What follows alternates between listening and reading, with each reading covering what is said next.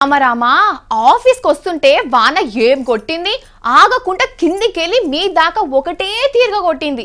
ఎండాకాలంలో ఇసోటి చెడగొట్టు వానలు కూడా పడుతున్నాయి కదా.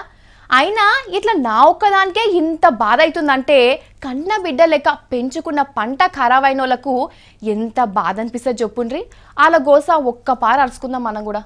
నట్ట నడిమి ఎండాకాలంలో కుండపోత వానలు పడుతున్నాయి. కాలంగాని కాలంలో గడికోపారి పడుతున్న వానలు తెస్తున్న ముప్పు చిన్న సన్నగా లేదు.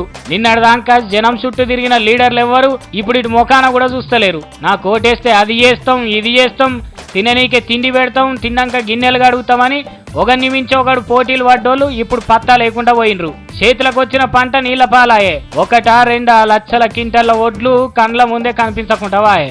కన్న కష్టం చేసిన కళ్ళకు రక్తం గరవట్టే. ఈ అన్ని కండ్లకు కనిపిస్తలేవా? గుడ్డోళ్ళు అయ్యిండ్రా. ఓ రైతులకు రుణాలు మాఫీ చేస్తామని వేక్తిరు కదా, అవన్నీ నీళ్ళ మీద రాతలేనా?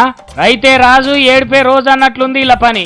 ఎండగాళ్ళ నుండి గత్తర్ల నుండి పిల్లల లెక్క సాదుకున్న చేన్లు నిలువున పాడైపోతున్నాయి. అయ్యలు ఓ సార్లు ఇంటున్నారా? మిమ్మల్ని అడిగేది. ఎన్నికలు అయిపోయినాయి, మేమంటే మేమే సీట్లలో కూర్చుంటాం అంటున్నారు. ఎవరొచ్చినా చేసేది ఏం లేదని ఇప్పుడు తెలిసిపోయా మాకు. నిన్నటిదాకా ఓట్లని తిరిగి అయిపోయినాక విమానం ఎక్కి విదేశాలకు పోతిరి. ఇక్కడ కాయకష్టం చేసినోళ్ళు అన్నమా రామచంద్ర అంటుంటే మీరు ఖుషిలో మునిగి తేలుతున్నారు. మీకు ఇది ధర్మమా? ధర్మప్రభువులు మా మొరజరం తినుండ్రి. మా నోట్ల మన్ను పడుతున్నది, నోటికాడ బుక్క నీళ్ల పాలవుతున్నది. మీ బాంచన్ మమ్మల్ని జర పట్టించుకోర్రి సారు.